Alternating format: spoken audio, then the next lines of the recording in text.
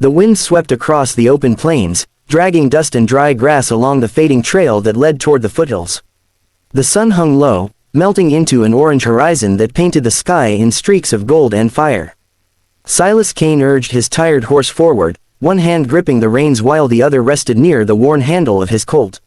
He'd been riding since dawn, tracking signs of a wounded cougar that had been killing livestock near his ranch. The tracks were fresh that morning, but the trail had gone cold by midday. Now, as twilight crept closer, he knew he'd have to turn back soon or risk being stranded in the dark. He stopped at the edge of a dry creek bed, dismounted, and knelt by the cracked earth. The prints were faint, leading up toward the rocks. The cougar had passed this way, he was sure of it. But as he studied the ground, a sound reached him. It wasn't the low growl of an animal or the distant howl of a coyote. It was softer, human, a voice, trembling through the dry air. "Please, just make it quick." Silas froze. His hand went to his gun, instincts flaring. The voice came again, weaker this time, barely a whisper. He followed it, crouched low as he moved between rocks and thorny bushes. Behind a fallen pine, he saw her, an Apache woman, maybe 20, lying on her side with blood staining the ground beneath her shoulder. Her dress was torn, her skin smeared with dust and sweat. She looked up as he stepped closer, her eyes half open, shimmering with fear. He holstered his gun slowly, raising a hand to show he meant no harm. She flinched anyway, trying to crawl backward, but her strength failed her. He could see she'd been shot, maybe by bandits, maybe by soldiers. The bullet wound was ugly, dried blood crusting around the edge. Silas dropped to his knees beside her. The words she had said still hung in the air. "Please, just make it quick." She thought he was there to finish her off.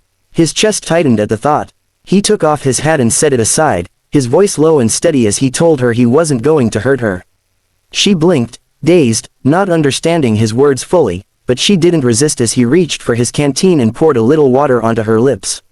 She coughed, swallowed, then looked at him again as if trying to read his soul.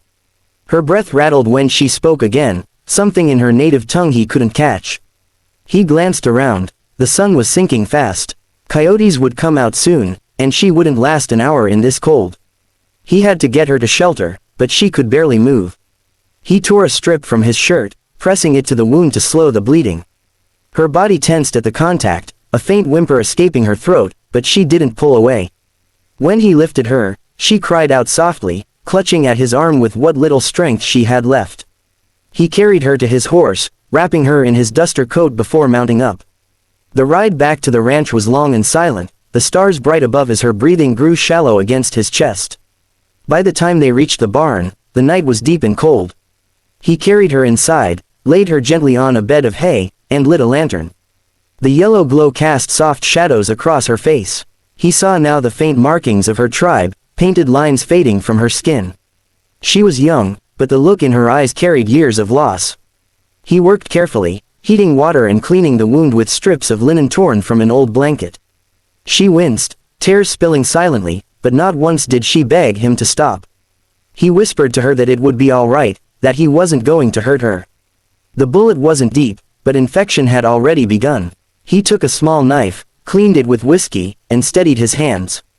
"Please, just make it quick," she murmured again, her voice fading like wind in the grass.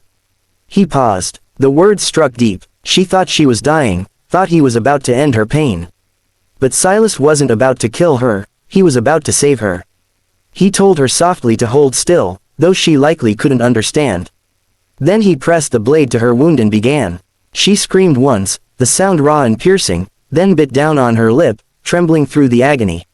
He worked fast, hands sure, until the bullet came free.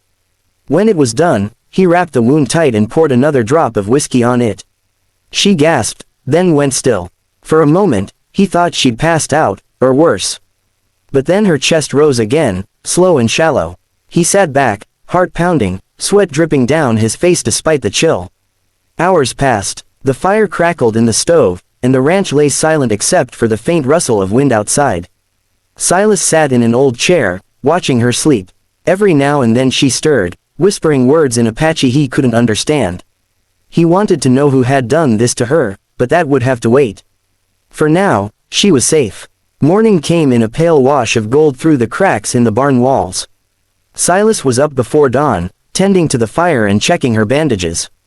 Her fever had broken, and color had returned to her cheeks. When she opened her eyes, she looked confused at first, glancing around the unfamiliar place. Then she saw him sitting nearby, half asleep, hat tipped low. She tried to sit up, but he stopped her gently. She studied him in silence, the lines of mistrust still faint in her eyes. He handed her a cup of water, and after a long hesitation, she drank. Then, her gaze moved to the blood-stained bandage on her shoulder. Her fingers brushed it lightly before she looked at him again. He told her she was safe here. That she'd been shot and he'd taken the bullet out. She tilted her head, understanding only parts of it, but the tone in his voice was calm, kind. Slowly, her body relaxed. Days went by. He made her soup, taught her a few words in English while she mended in silence. She began to speak back, broken phrases, shy smiles. Her name, she said, was Ayanna. She had been running from bounty hunters who raided her village. Silas didn't press for more. He could see the pain in her eyes when she spoke of it. One evening, as the sky turned crimson over the plains, she walked outside, wrapped in a blanket. He stood nearby, watching her take in the view. The land stretched forever, untouched and quiet. For a long while, neither said a word. Then she turned to him, her voice soft and certain, telling him he had saved her life. He shook his head, saying he'd only done what was right. But she looked at him differently, as if she saw something he didn't see in himself. In that moment, under the dying sun, the distance between them began to fade. That night, as he sat by the fire cleaning his rifle, she came to sit beside him. The flicker of the flames danced across her face. She reached out, hesitating before touching his hand. Her eyes searched his, filled with a quiet strength. He didn't pull away. Outside, the wind howled against the wooden walls, but inside, there was warmth, something neither of them had felt in a long time. He didn't speak. He didn't need to. She leaned her head against his shoulder, and for the first time in years, Silas felt peace. When dawn came again, the storm had passed.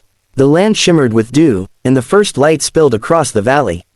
Silas stepped outside, breathing deep the cool morning air. Behind him, he heard her footsteps. She stood in the doorway, her hair loose, eyes bright with life. He asked her what she planned to do now. She looked toward the horizon and then back at him. There was sadness in her smile, but also something fierce, hope, maybe. She told him she would go back to her people, that they needed her.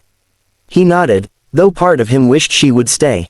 He saddled her a horse, gave her food and water for the journey. When she mounted up, she turned to him one last time. The same woman who had once begged him to make it quick now looked stronger than the morning sun. She told him she would remember. As she rode away, the wind lifted her hair, and for a long while he stood watching until she vanished into the open land. Then he turned back toward the barn, where the memory of that night would always linger, the night he did the unthinkable, not by taking a life, but by saving one. And though she was gone, the echo of her voice, once trembling with fear, now seemed to whisper through the wind with something like gratitude. The plains were quiet again, but to Silas, they had never felt so alive.